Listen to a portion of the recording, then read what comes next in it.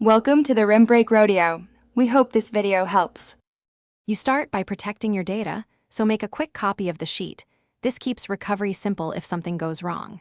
Next, select the exact cell range or the full sheet that contains the records you want cleaned. Include the header row if you have one. Once done, note which columns actually define duplicates. You'll use that selection in the tool. This early focus prevents accidental removal of unique rows and speeds the next step. You now open data, then choose Remove Duplicates. The dialog shows the selected columns and whether a header exists. Make sure to tick Data has header row when applicable, because that preserves your labels.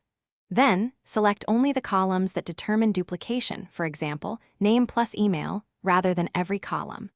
Click Remove Duplicates.